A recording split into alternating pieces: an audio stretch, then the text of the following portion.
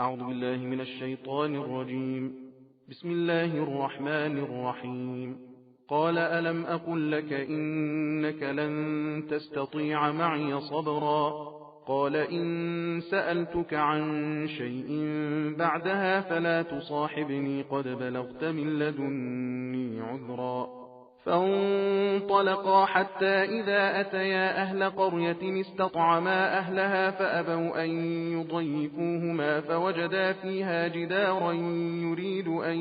ينقض فأقامه. قال لو شئت لاتخذت عليه أجرا.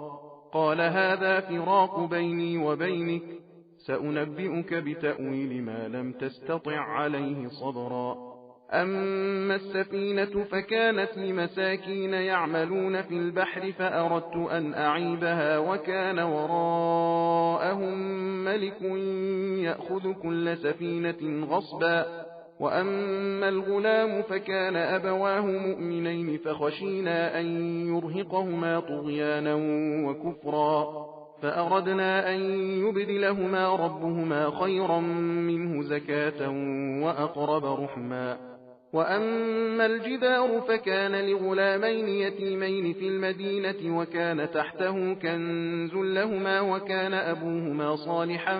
فأراد ربك أن يبلغا أشدهما ويستخرجا كنزهما رحمة من ربك وما فعلته عن أمري ذلك تأويل ما لم تستطع عليه صبرا. ويسألونك عن ذي القرنين قل سأتلو عليكم منه ذكرا. إنا مكنا له في الأرض وآتيناه من كل شيء سببا فأتبع سببا حتى إذا بلغ مغرب الشمس وجدها تغرب في عين حمئة ووجد عندها قوما. قلنا يا ذا القرنين إما أن تعذب وإما أن تتخذ فيهم حسنا. قال أما من ظلم فسوف نعذبه ثم يرد إلى ربه فيعذبه عذابا نكرا. وأما من آمن وعمل صالحا فله جزاء الحسنى وسنقول له من أمرنا يسرا. ثم أتبع سببا حتى إذا بلغ مطلع الشمس وجدها تطلع على قوم لم نجعل لهم من دونها سترا. كذلك وقد أحطنا بما لديه خبرا. ثم أتبع سببا حتى إذا بلغ بين السدين وجد من دونهما قوما لا يكادون يفقهون قولا. قالوا يا ذا القرنين إن يأجوج ومأجوج مفسدون في الأرض فهل نجعل لك خرجا على أن تجعل بيننا وبينهم سدا. قال ما مكنني فيه ربي خير فأعينوني بقوة أجعل بينكم وبينهم ردما. آتوني زبر الحديد حتى إذا ساوى بين الصدفين قال انفخوا حتى إذا جعله نارا قال آتوني أفرغ عليه قطرا. فما استطاعوا أن يظهروه وما استطاعوا له نقبا. قال هذا رحمة من ربي فإذا جاء وعد ربي جعله دكاء وكان وعد ربي حقا. وتركنا بعضهم يومئذ يموج في بعض ونفخ في الصور فجمعناهم جمعا. وعرضنا جهنم يومئذ للكافرين عرضا. الذين كانت أعينهم في غطاء عن ذكري وكانوا لا يستطيعون سمعا. أفحسب الذين كفروا أن يتخذوا عبادي من دوني أولياء إنا أعتدنا جهنم للكافرين نزلا. قل هل ننبئكم بالأخسرين أعمالا الذين ضل سعيهم في الحياة الدنيا وهم يحسبون أنهم يحسنون صنعا. أولئك الذين كفروا بآيات ربهم ولقائه فحبطت أعمالهم فلا نقيم لهم يوم القيامة وزنا. ذلك جزاؤهم جهنم بما كفروا واتخذوا آياتي ورسلي هزوا. إن الذين آمنوا وعملوا الصالحات كانت لهم جنات الفردوس نزلا خالدين فيها لا يبغون عنها حولا قل لو كان البحر مدادا لكلمات ربي لنفد البحر قبل أن تنفد كلمات ربي ولو جئنا بمثله مددا قل إنما أنا بشر مثلكم يوحى إلي أنما إلهكم إله واحد فمن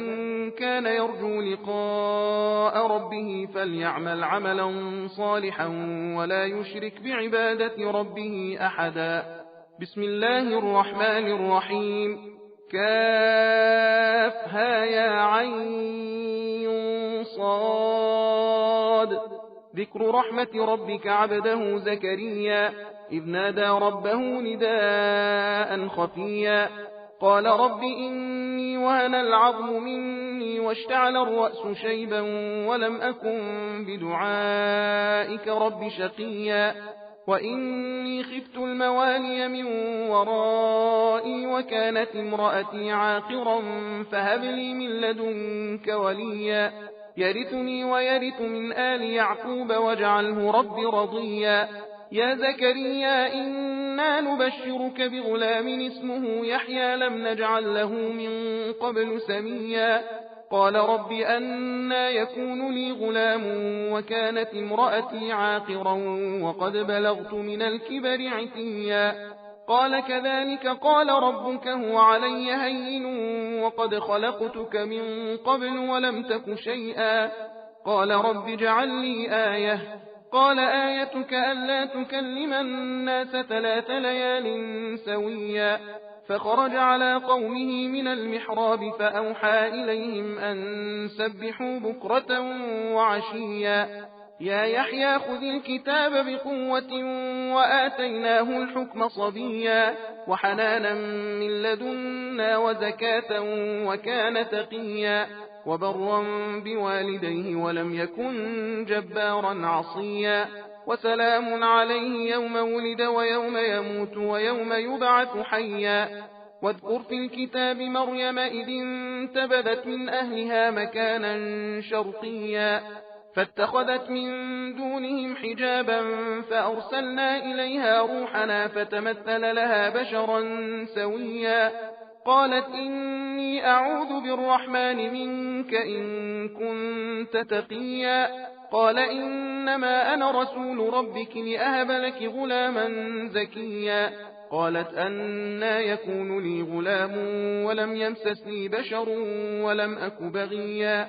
قال كذلك قال ربك هو علي هين ولنجعله آية للناس ورحمة منا وكان أمرا مقضيا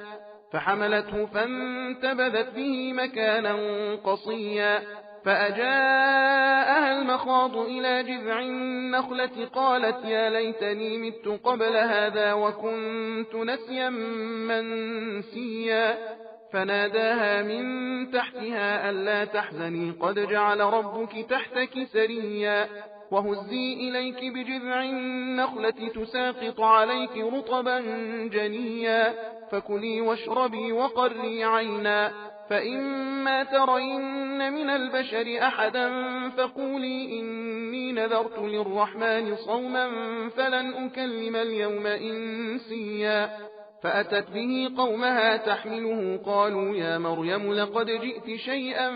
فريا يا أخت هارون ما كان أبوك امرأ سوء وما كانت أمك بغيا فأشارت إليه قالوا كيف نكلم من كان في المهد صبيا قال إني عبد الله آتاني الكتاب وجعلني نبيا وجعلني مباركا أينما كنت وأوصاني بالصلاة والزكاة ما دمت حيا وبرا بوالدتي ولم يجعلني جبارا شقيا والسلام علي يوم ولدت ويوم أموت ويوم أبعث حيا ذلك عيسى بن مريم قول الحق الذي فيه يمترون ما كان لله أن يتخذ من ولد سبحانه إذا قضى أمرا فإنما يقول له كن فيكون وإن الله ربي وربكم فاعبدوه هذا صراط مستقيم فاختلف الأحزاب من بينهم فويل للذين كفروا من مشهد يوم عظيم أسمع بهم وأبصر يوم يأتوننا لكن الظالمون اليوم في ضلال مبين وأنذرهم يوم الحسرة إذ قضي الأمر وهم في غفلة وهم لا يؤمنون إنا نحن نرث الأرض ومن عليها وإلينا يرجعون واذكر في الكتاب إبراهيم إنه كان صديقا نبيا إذ قال لأبيه يا أبت لم تعبد ما لا يسمع ولا يبصر ولا يغني عنك شيئا يا أبت إني قد جاءني من العلم ما لم يأتك فاتبعني أهدك صراطا سويا يا أبت لا تعبد الشيطان إن الشيطان كان للرحمن عصيا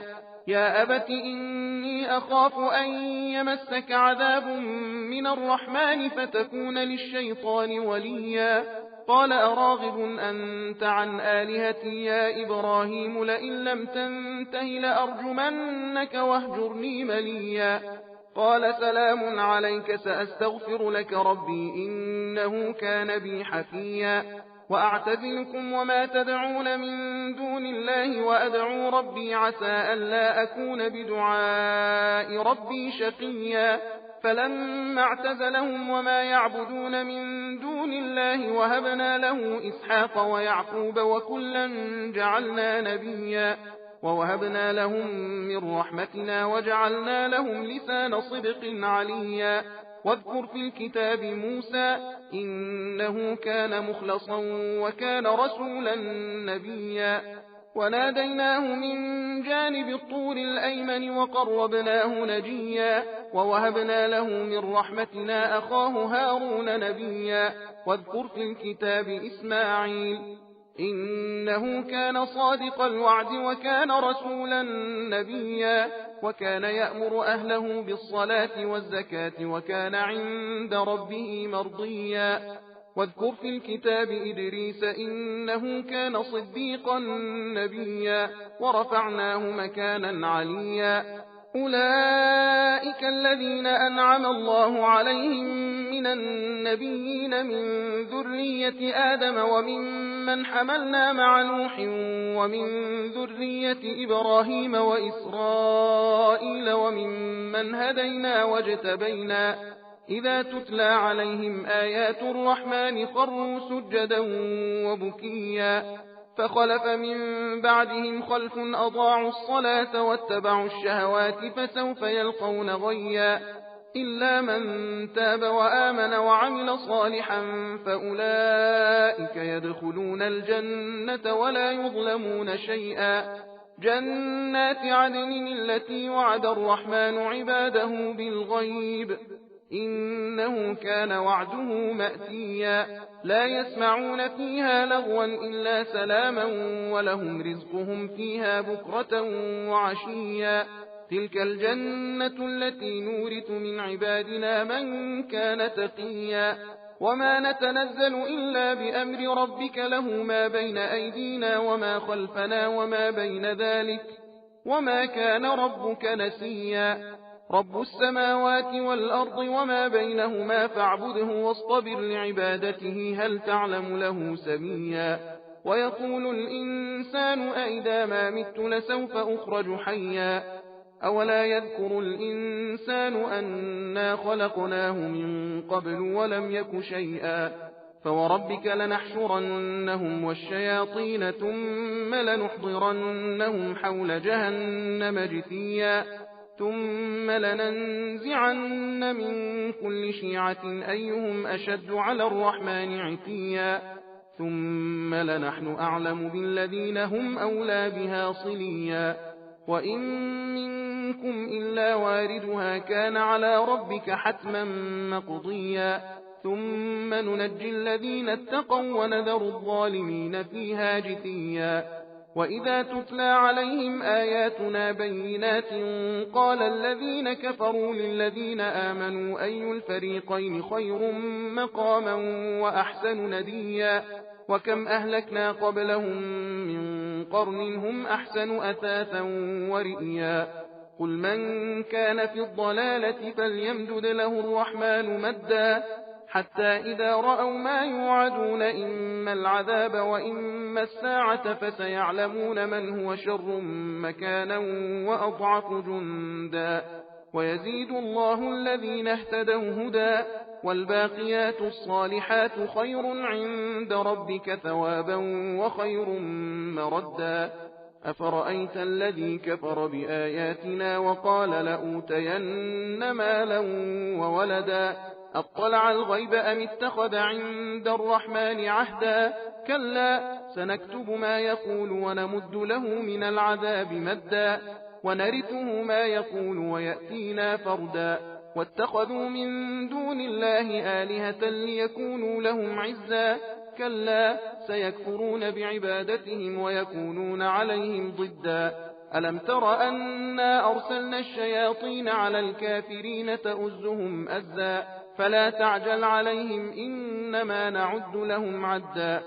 يوم نحشر المتقين إلى الرحمن وفدا ونسوق المجرمين إلى جهنم وردا لا يملكون الشفاعة إلا من اتخذ عند الرحمن عهدا وقالوا اتخذ الرحمن ولدا لقد جئتم شيئا إدا تكاد السماوات يتفطرن منه وتنشق الأرض وتخر الجبال هدا أن دعوا للرحمن ولدا وما ينبغي للرحمن أن يتخذ ولدا إن كل من في السماوات والأرض إلا آتي الرحمن عبدا لقد أحصاهم وعدهم عدا وكلهم آتيه يوم القيامة فردا إن الذين آمنوا وعملوا الصالحات سيجعل لهم الرحمن ودا فإنما يسرناه بلسانك لتبشر به المتقين وتنذر به قوما لدا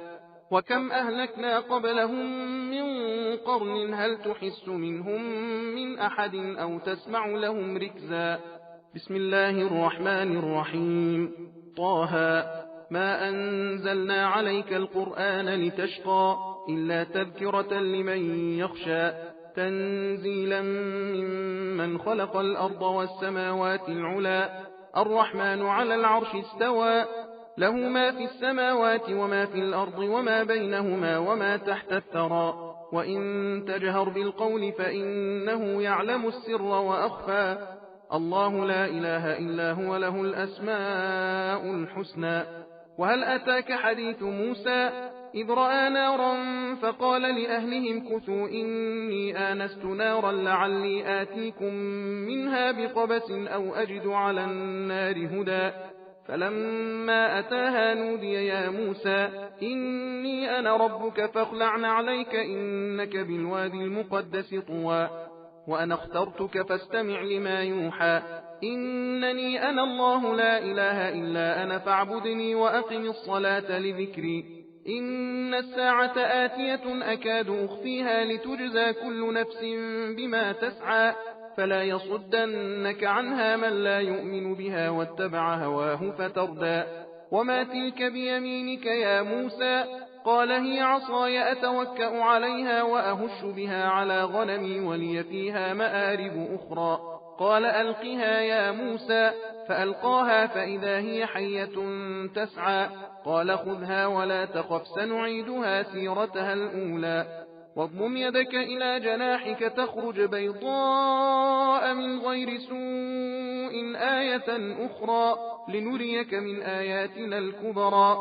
اذهب إلى فرعون إنه طغى قال رب اشرح لي صدري ويسر لي أمري واحلل عقدة من لساني يفقه قولي واجعل لي وزيرا من أهلي هارون أخي أشدد به أزري وأشركه في أمري كي نسبحك كثيرا ونذكرك كثيرا إنك كنت بنا بصيرا قال قد أوتيت سؤلك يا موسى ولقد مننا عليك مرة أخرى إذ أوحينا إلى أمك ما يوحى أن اقذفيه في التابوت فاقذفيه في اليم فليلقه اليم بالساحل يأخذه عدو لي وعدو له وألقيت عليك محبة مني ولتصنع على عيني إذ تمشي أختك فتقول هل أدلكم على من يكفله فرجعناك إلى أمك كي تقر عينها ولا تحزن وقتلت نفسا فنجيناك من الغم وفتناك فتونا فلبثت سنين في أهل مدين ثم جئت على قدر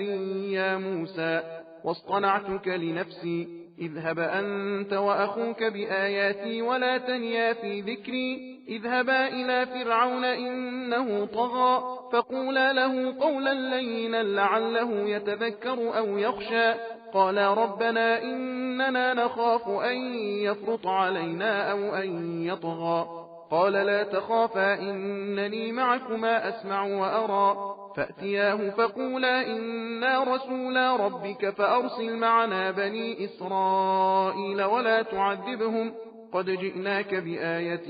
من ربك والسلام على من اتبع الهدى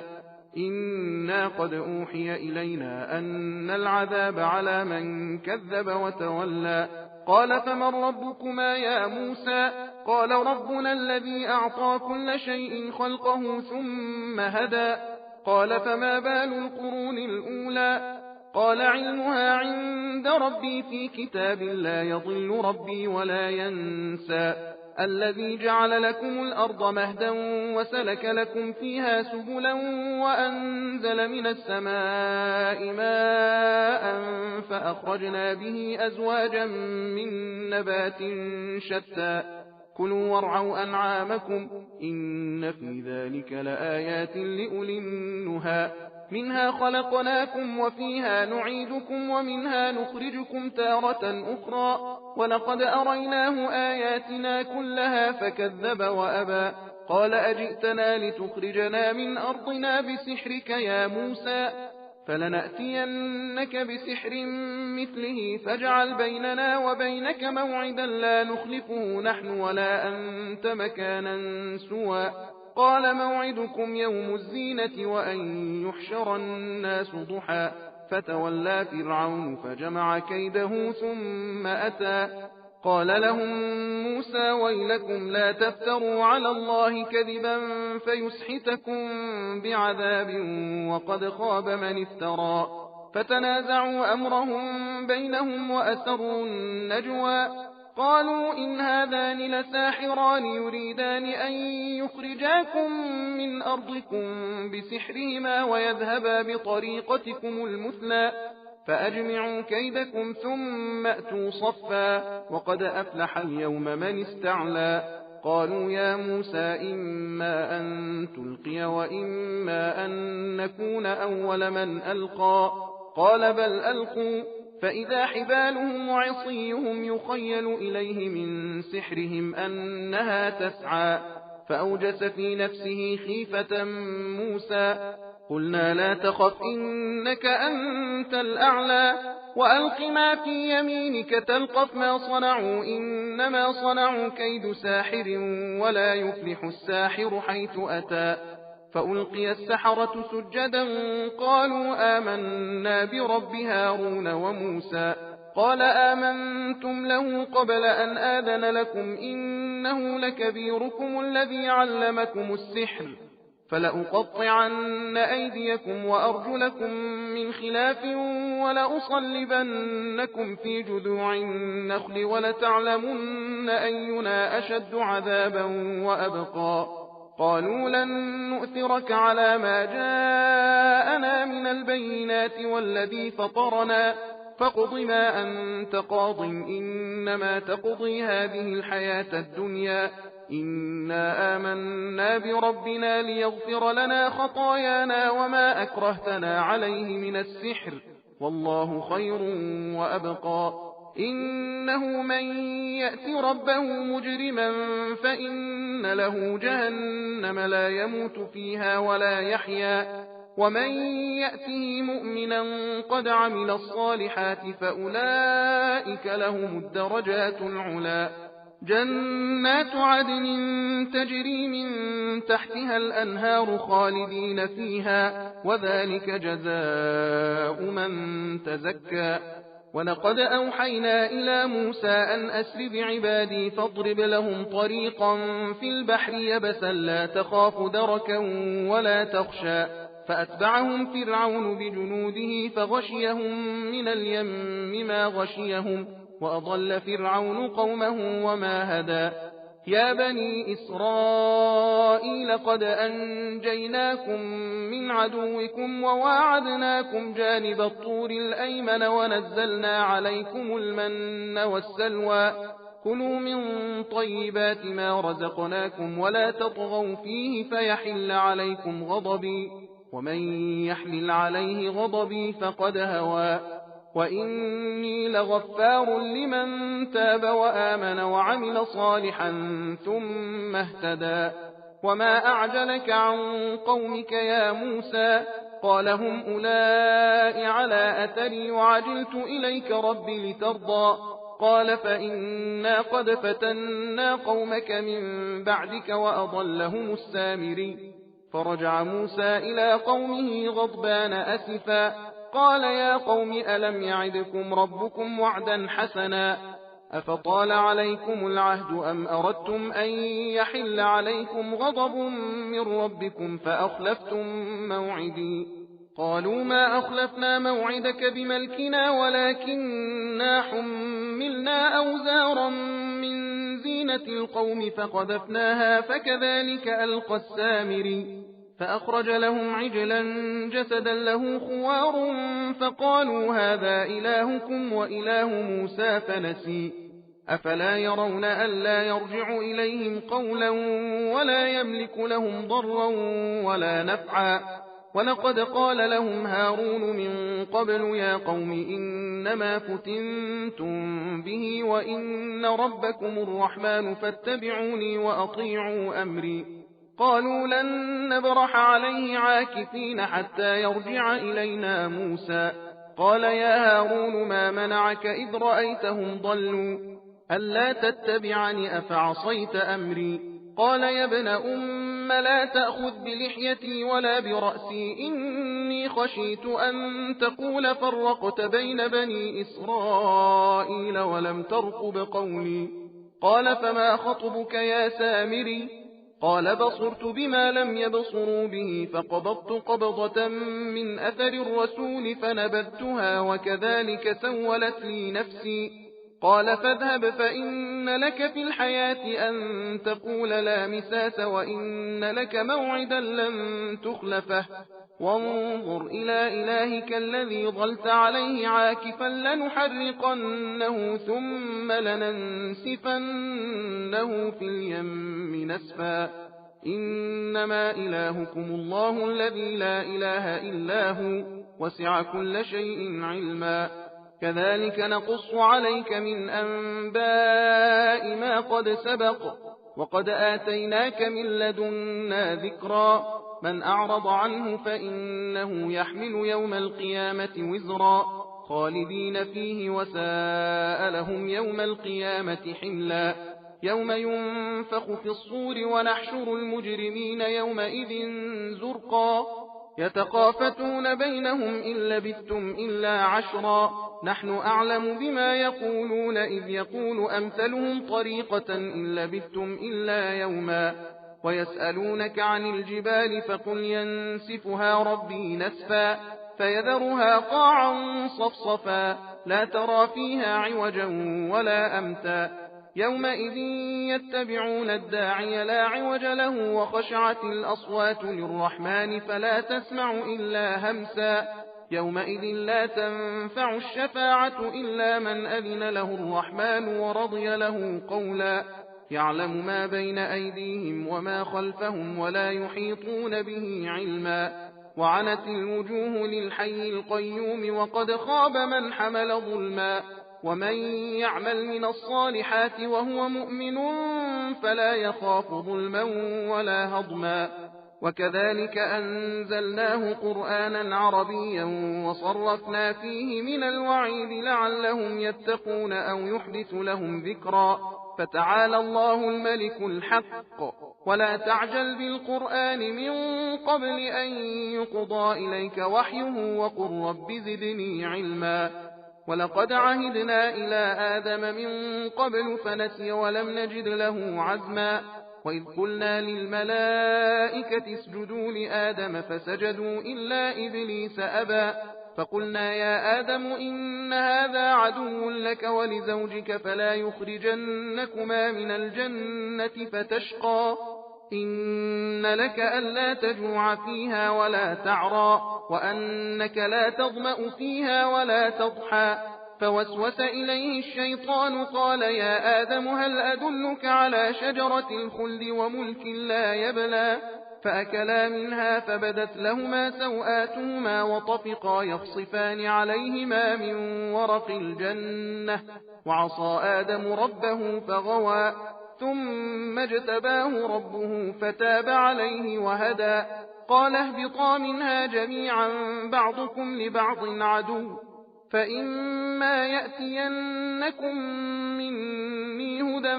فمن اتبع هداي فلا يضل ولا يشقى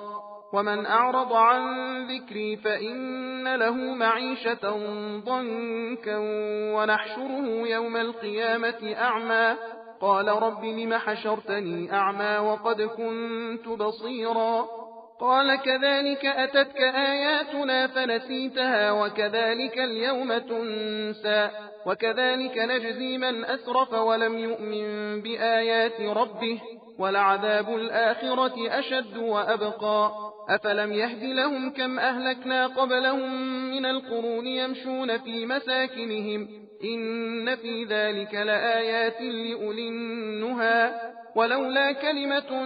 سبقت من ربك لكان لزاما وأجل مسمى